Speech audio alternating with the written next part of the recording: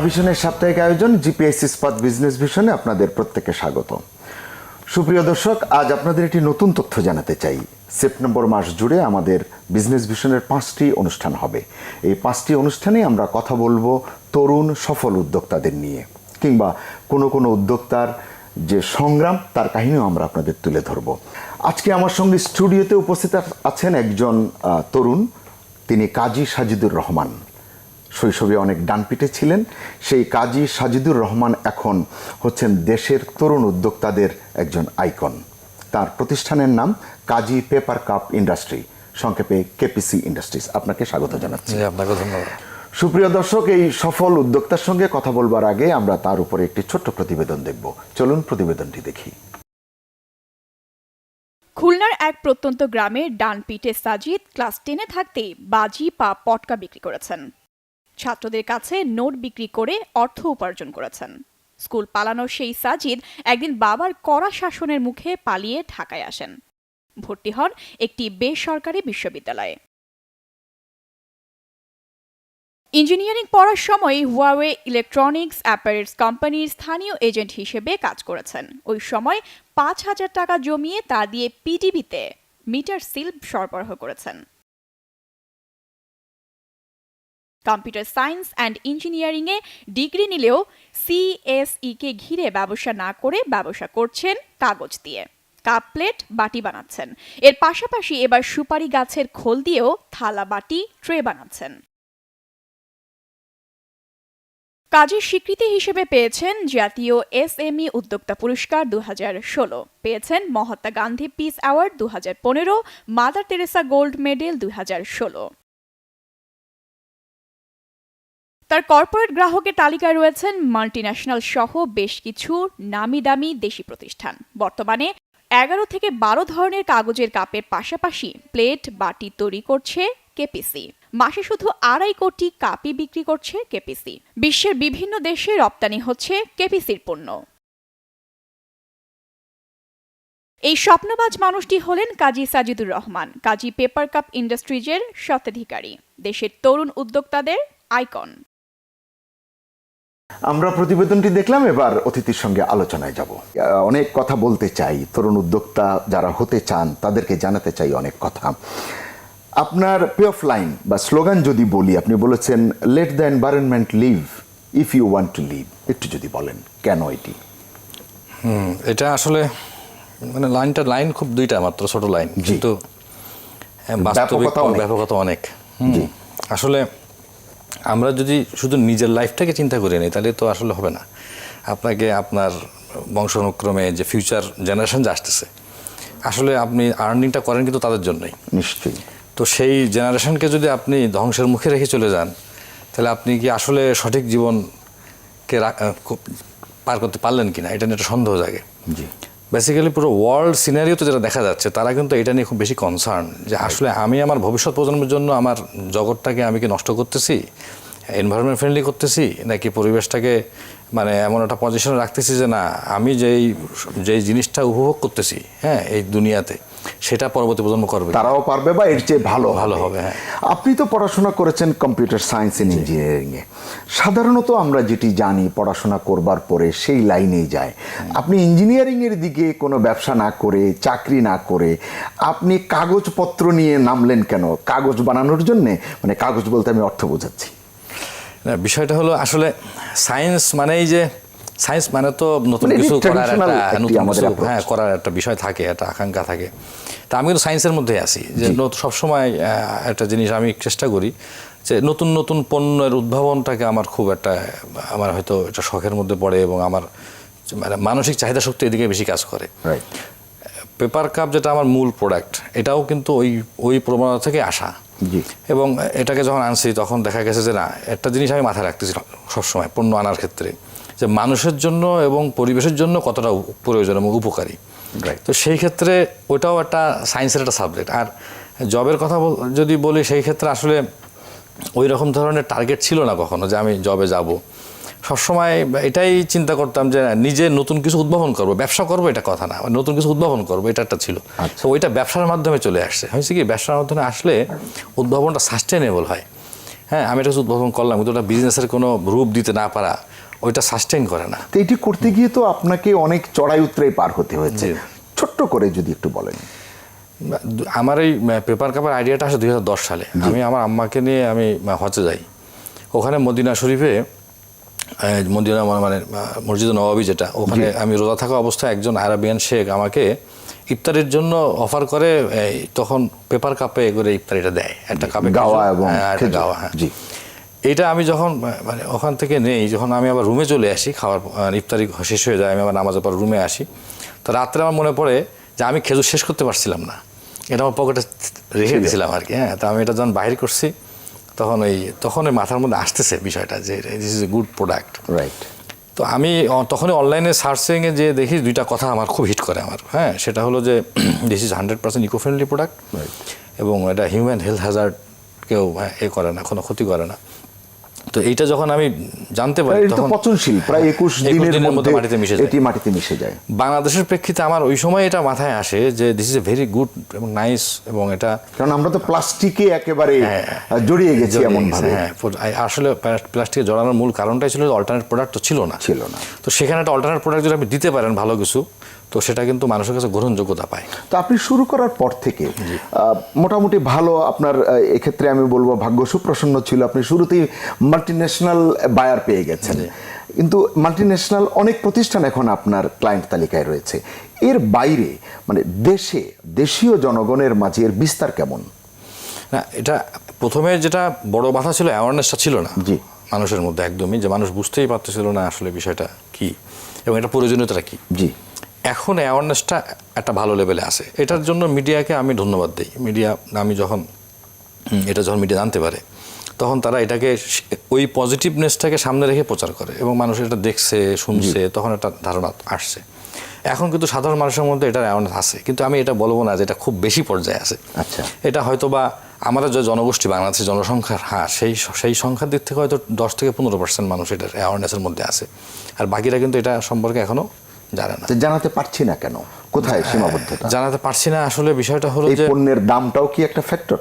হ্যাঁ, এটার জন্য আসলে কিছু নীতি নির্ধারণী পর্যায়ে কিছু বিষয় আছে যেগুলো সমাধান না হওয়ার কারণে এটা আসলে আটকায় যাচ্ছে, দামটা বেশি পড়ছে। হ্যাঁ, আমদানি শুল্কটা বোধহয় একটু বেশি আমাদের দেশে। জি, এটা আমদানি শুল্ক, কাঁচামাল আমদানি শুল্ক খুব বেশি, 61% জি। এবং বাংলাদেশ ব্যাংকের যে নীতিমালা আছে, গ্রিন ব্যাংকিং সেক্টরের যে নীতিমালা, গ্রিন ফাইন্যান্সের ক্ষেত্রে, সেখানে একটা সূক্ষ্ম একটা বিষয় আছে যেটার কারণে এটা ওই দিকটাকেও তারা করতে পারতেছে না, হাইলাইট করতে পারতেছে না। যেমন ওরা বলতেছেন যে ওয়েস্টেজ পেপার থেকে যদি কোনো প্রোডাক্ট বানানো হয় তাহলে সেটা গ্রিন ফাইন্যান্সের মধ্যে যাবে, কিন্তু সমস্যা হলো পেপার কাপ কখনো ওয়েস্টেজ প্রোডাক্ট থেকে বানানো সম্ভব না, কারণ ওয়েস্টেজ প্রোডাক্ট থেকে যদি আপনি বানান তাহলে এটা কখনো হাইজিনিক থাকে না, ফুড গ্রেড করা যাবে না। তাহলে আপনি যদি আপনার স্বাস্থ্যকে নষ্ট করে দিয়ে পরিবেশ রক্ষা করেন, তাহলে সেটা গ্রহণযোগ্যতা থাকে না, টেকসই হবে না। তো বিষয়টা হলো এখানে এই যে জিনিসটা তারা এখানে জয়েন করছে। আবার তারা এটা বলতেছে যে যদি রিসাইকেল প্লাস্টিক হয় তাহলে সেটা গ্রিন ফাইন্যান্স, মানে এটা কিন্তু সাংঘর্ষিক। কারণ আমার রিসাইকেল প্লাস্টিক হলেও আপনি কি 100% রিসাইকেল করতে পারতেছেন? প্লাস্টিক তো আপনি যখন ফেলতেছেন তখন সেটা কিন্তু 100% রিসাইকেল হচ্ছে না। তাহলে যেহেতু হচ্ছে না, তাহলে এটা আপনি ওই সুযোগটা দেওয়া নিয়ে নীতি নির্ধারণী পর্যায়ে কথা বলছেন না কেন? হ্যাঁ, কথা বলতেছি না, এটা ভুল। আমরা কথা বলি, আমরা ছোট পর্যায়ে তো এসএমই থেকে উঠে আসা, তো ভয়েসটা রেইজ করাটা খুব ডিফিকাল্ট। আর একটা হলো নতুন পণ্য, আমাদের নিজস্ব কোনো কমিউনিটি নাই যে সবাই মিলে এটা রেইজ হবে। আর যাদের আমরা যদি কথা বলতে যাই তখন এমন একটা গ্রুপের বিরুদ্ধে হয়তো চলে যাবে যারা অনেক বেশি স্ট্রং। তো বিষয়টা হয় কি, রেজ করার চেষ্টা তো আমরা করি, কিন্তু ওইটা আমার কাছে কেন যেন মনে হয় তাদের অ্যাওয়ারনেসটারও একটু আছে, মানে কমতি আছে। হ্যাঁ, তা যদি সরকারি এই সমস্ত লেভেলের মানুষদের মধ্যে অ্যাওয়ারনেসটা খুব ভালো পর্যায়ে থাকতো, তাহলে এটা আমাদেরকে এত বেশি রেজ করার প্রয়োজন হতো না, কারণ এগুলো অটোমেটিক চয়েস। গভর্নমেন্ট তার নিজের প্রয়োজনে, দেশের প্রয়োজনে, মানুষের স্বার্থে কিছু অটোমেটিক চয়েসকে নিয়ে নেয়। কারণ আমরা দেখছি ছোটোখাটো রেস্টুরেন্টে বলুন, মাঝারি মাপের রেস্টুরেন্টে বলুন, ফাস্ট ফুডের দোকানে বলুন, আজকাল অনেক আপনার প্লাস্টিকের ওয়ান টাইম আপনার যে পণ্য ব্যবহার হচ্ছে, বিক্রি হচ্ছে। কেন আপনি শুধু শুল্ক কমিয়ে দিলে কি আপনি তাদের সঙ্গে প্রতিযোগিতায় সক্ষমতা অর্জন করবেন? হ্যাঁ, শুল্ক যদি কমানো হয়, যেহেতু আমাদের এখন যে প্রাইস লেভেল, সেই প্রাইস লেভেলের সাথে প্লাস্টিকের ডিফারেন্সটা কিন্তু শুল্কটাই। আচ্ছা, এটা যদি আমাদের কমানো যেত তাহলে এটা আমরা বিট করতে পারতাম। আবার এখানে আর একটা বড় সমস্যা রিসেন্টলি শুরু হচ্ছে, সেটা হলো যে আমাদের দেশীয় শিল্প পেপার কাপ যখন একটা ভালো পজিশনে যাওয়ার সময় আসলো, এবং আরও শুনলে খুশি হবেন যে যখন কেপিসি ইন্ডাস্ট্রির নামটা যখন মিডিয়াতে আসলো এবং পেপার পত্রিকা আসলো, তখন এটা দেখে কিন্তু অনেক ইয়াং এন্টারপ্রেনার কিন্তু অনেক তারা কিন্তু ইনফ্লুয়েন্স পাইলো, মানে এই ধরনের প্রকল্প করতে চায়, মানে এবং তারা করলো, জেনে বুঝে করলো না বুঝে শুধু ফলোয়ার্স, সেটা আমরা যে ফলো করবার যে মানসিকতা, একজন রেস্টুরেন্ট দিয়ে সফল হয়েছে আমাকেও দিতে হবে, একজন কিন্ডারগার্টেন দিয়েছে সফল হয়েছে আমাকেও করতে হবে, এটি তো নিশ্চয়ই খুব ইতিবাচক নয়। এখন বিষয়টা হলো যে আমি এটাকে এই মুহূর্তে ইতিবাচক বলবো এই জন্য, কারণ একটা ইন্ডাস্ট্রি দিয়ে তো একটা রাষ্ট্র হতে পারে না, নিশ্চয়ই না। হ্যাঁ, তো সেখানে কিছু ইন্ডাস্ট্রি সেখানে কিছু ইন্ডাস্ট্রি আসার দরকার আছে। হ্যাঁ, ইন্ডাস্ট্রি আসার ক্ষেত্রে অবশ্যই তাকে ব্যবসায়িকভাবে প্রশিক্ষণ প্রাপ্ত হইতে হবে, যে কোনো ব্যবসায় কিন্তু এটা জরুরি, সেটাও আমি বুঝলাম যে হ্যাঁ ওনারা যারা আসছেন তারা হয়তো বা সেই দিক থেকেও খুব ভালো লেভেলের। বাট প্রবলেমটা যেটা হলো যে মার্কেটটা যখন বড় হওয়ার সুযোগ আসলো, তখন আমাদের পার্শ্ববর্তী দেশ ইন্ডিয়া কিন্তু পেপার কাপে অনেক রিচ, এবং আমাদের থেকে তাদের একটা জায়গায় একটু গ্যাপ আছে, সেটা আমাদের যে কোয়ালিটি, সেই কোয়ালিটি তারা করতে পারে না, এখানে আমরা আবার তাদের থেকে ভালো। এটা আমাদের জন্য ভালো সংবাদ, যার জন্য আমাদের কাছে এই যে বর্তমানে আমেরিকা এবং ইউরোপের থেকে যে তারা যে প্লাস্টিককে টোটালি নিষেধ করে দিয়েছে রিসেন্টলি, ম্যাক্সিমাম বায়ার বাংলাদেশকে আগে ফাইন করতেছে। এটা আমি নিজেও টের পাচ্ছি, যেমন আমার প্রচুর ইমেল আসছে, ফিডব্যাক পাচ্ছি সেদিন ডেনমার্ক থেকে, মানে তারা কিছুটা ক্রেজি একটু ব্যাপার দেখাচ্ছে যে চায়নার সাথে আমেরিকার সম্পর্কটা খারাপ, এইটার কারণে আসতেছে। তো তখন যেটা দেখতেছি যে এই সুযোগটা আমাদের আসতেছে, ইন্ডিয়ার আসতেছে না। তো ইন্ডিয়া কী করছে, তাদের যে পণ্যের কোয়ালিটি মান না থাকা সত্ত্বেও তারা বিভিন্ন, যেমন বেনাপোল কাস্টমস পোর্টকে যদি আমি ধরি, সেখান থেকে তারা আন্ডার ইনভয়েসিং করে খুব লো প্রাইসে প্রোডাক্ট বাংলাদেশে ঢুকাচ্ছে। এখন এই হিটটা করতেছে কিন্তু বাংলাদেশের লোকাল এন্টারপ্রেনারের উপরে। কীভাবে?